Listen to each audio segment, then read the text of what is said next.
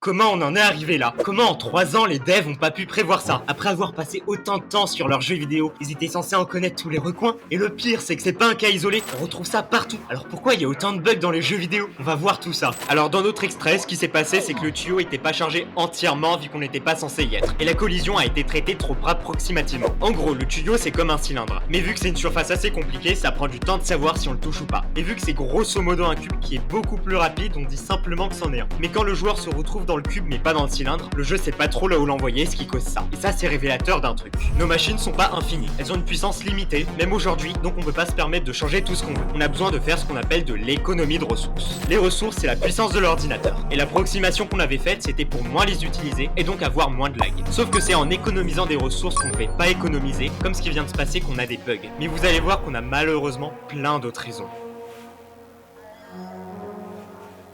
Et c'est comme ça dans le jeu que je suis en train de créer d'ailleurs. Dedans, on a une sorte de redstone et si on s'éloigne trop, il se passe ça. Pourquoi à votre avis? Parce qu'on n'avait pas chargé la zone où il y avait la source d'électricité, vu qu'elle était trop loin. Donc en réalité, il n'y a plus rien qui alimente les câbles. Mais mettons que tous les joueurs de la Terre entière aient un PC de la NASA et qu'ils puissent charger une infinité de ressources. Et bah ça empêchera pas d'autres bugs d'apparaître. Vous comprenez maintenant pourquoi on met autant de temps à sortir les jeux vidéo. On va faire un truc ensemble. Vous allez voir comment les bugs peuvent apparaître super facilement. Ok, premièrement, on veut un joueur qui accélère. Donc pour ça, on augmente sa vitesse. Et si elle dépasse de 15, on la fixe à 15 pour qu'il n'y ait pas une vitesse infinie. Maintenant, si on veut faire un dash et qu'on veut que le joueur puisse aller jusqu'à une vitesse de 30, on va simplement fixer la limite à 30, et quand on aura fini, on remettra à 15. Et bah regardez, on a déjà un premier bug. En gros, vu qu'on était à 30 qui est plus grand que 15, la vitesse a été comme téléportée d'un coup à 15. Donc on va mettre une transition. La vitesse max passera de 30 à 15 en transition, le temps de freiner. Seulement, imaginons qu'on prenne une voiture à 60. On appuie sur le bouton pour dash, qui est fait, je le rappelle, pour accélérer, et ben on va passer à 30. Et pire encore, à la fin on va réduire à 15 à vie. Voilà.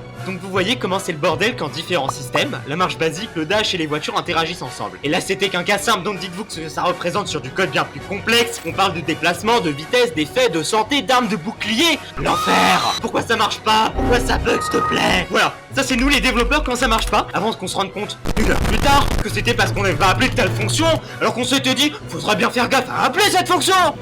En fait, quand un développeur écrit du code, il doit penser à tout un tas de choses. Par exemple, il y a un objet, on a binary search, pour l'utiliser, il faut lui donner une liste dans l'ordre. Et bah si t'oublies, tu peux mettre une liste au salesball et ça essaiera de faire marcher coûte que coûte, quitte à modifier des trucs qui ont rien à voir comme le code de mon ex dans mon jeu.